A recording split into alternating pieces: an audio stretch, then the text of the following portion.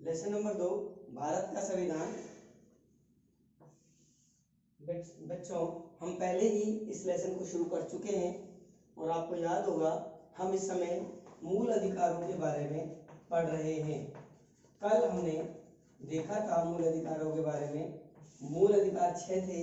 उन 6 मूल अधिकारों में से हम कल 2 मूल अधिकार पढ़ चुके थे, जिसमें एक तो समानता या समता का अधिकार और दूसरा स्वतंत्रता का अधिकार। आज हम जो शेष 4 अधिकार हैं उनके बारे में चर्चा कर रहे हैं। नंबर 3 नंबर पर है शोषण के विरुद्ध अधिकार। बच्चों, जैसा इस अधिकार के नाम से ही मालूम है, शोषण का मतलब होता है एक्सप्लॉइट करना, किसी पर जबरदस्ती करना, किसी की इच्छा के विरुद्ध कार्य होना, तो इसको हम शोषण कहते हैं।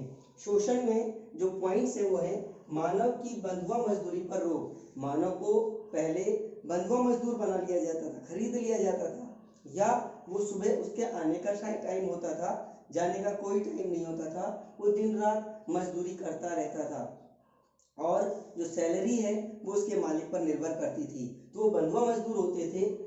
इसमें रोक लगा दी गई है इस अधिकार के विरुद्ध। दूसरा, जोखिम वाले काम जो होंगे उनमें बच्चों से मजदूरी कराने पर रोक। बच्चे कोई भी जोखिम वाले काम को नहीं करेंगे। ये शोषण के विरुद्ध अधिकार में 2 पॉइंट शामिल हैं। चौथा पॉइंट अपना अधिकार है धार्मिक स्वतंत्रता का अधिकार। बच्चों, धर्म मानव के जीवन में एक बहुत महत्वपूर्ण स्थान रखता है।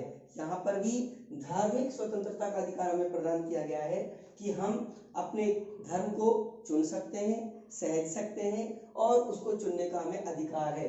धर्म के अधिकार के साथ साथ हमें उसमें आस्था व प्रार्थना की आज़ादी है। हम किस में आस्था रखें, किस में नहीं रखें, प्रार्थना करें नहीं करें, ये सारी हमारे आज़ादी में शामिल है। धार्मिक मामलों का प्रबंधन, धार्मिक मामलों का हम प्रबंध करें कि हम कथा करें, कि हम सत्संग जाएं, कि हम किस तरह से उसके प्रबंध करना है, इसकी भी हमें आज़ादी है।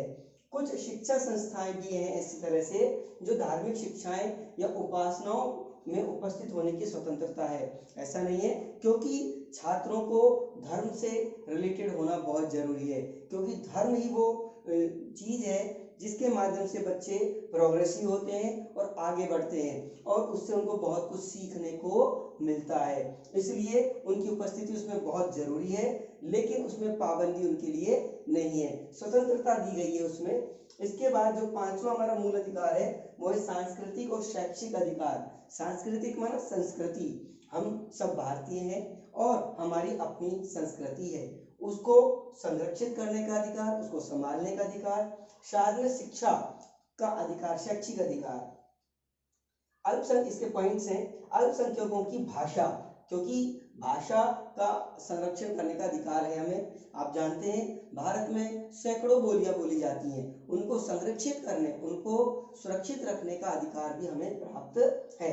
अल्पसंख्यकों की भाषा को संरक्षित करना, इसी तरह से उनकी संस्कृति, जैसे हमारे भील है, मीना है, अलग अलग तरह के जो कम्युनिटी हैं उनकी भाषाओं, उनकी संस्कृति, जो आदिवासी है उनकी संस्कृति को संरक्षित करने का हमें अधिकार है, उनको अधिकार है।